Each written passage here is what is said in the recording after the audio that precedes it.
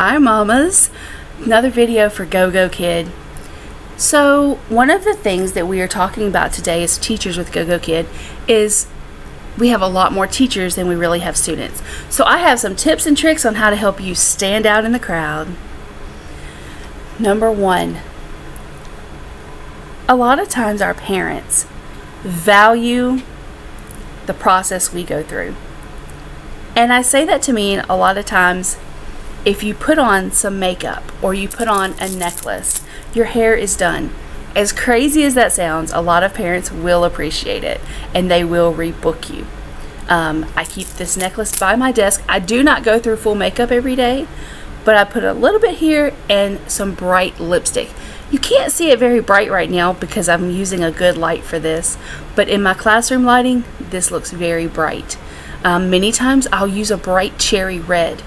What that does is it helps your mouth stand out against your face and your background so that when you're speaking, a student can focus on your lips. If you don't have any lipstick on and you have a pale lip, it can be hard for a student to see how you're pronunciating words. So that's a very important thing. Number two, your background. Now obviously this isn't my teaching background, but make sure your background is bright, fun, and something that your students can connect with. The letters of the alphabet, the numbers, the colors, something they can point out.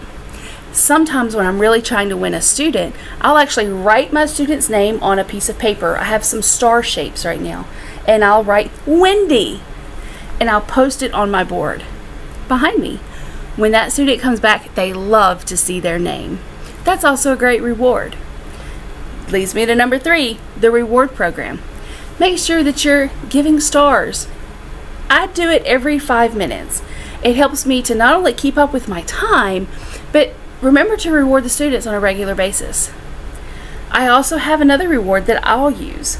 I have where I'll take their name and I'll put stars next to it. Let's say I have an animal that we catch little insects and put them in a jar. It all depends if it's a girl or a boy. I've had one student that I've had for over 100 classes now, and I'll take and do makeup with her. Or I'll take and I've shown them around my house before if they do a great job. If you're in a time zone that you end up teaching a little bit later in the morning and the sun is out, students absolutely love connecting to your home. I don't necessarily walk around my house because I have crosses everywhere, but I will take them outside and show them the yard, which most of them think is a park. I have the ability that I live out in the country, so we have the trees and the grass and distant neighbors, so I can do that. If you live in an apartment in the city, take them out to the window and show them the city. The older students will love it. They'll have questions, and it's a great conversation point. The other thing that you can do is bring your pet in. My dog's currently curled up on the floor, but many times I've brought her in when we start talking about animals. The students love it, and they love to talk and show their pets off to you. If you play an instrument, bring the instrument out. I have a saxophone next to my desk.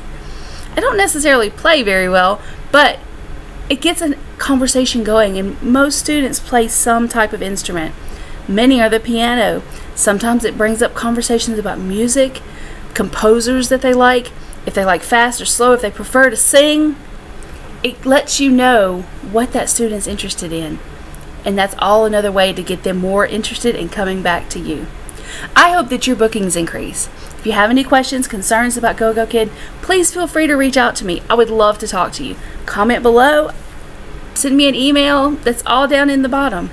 I hope you have a wonderful day, ladies. Enjoy your teachings.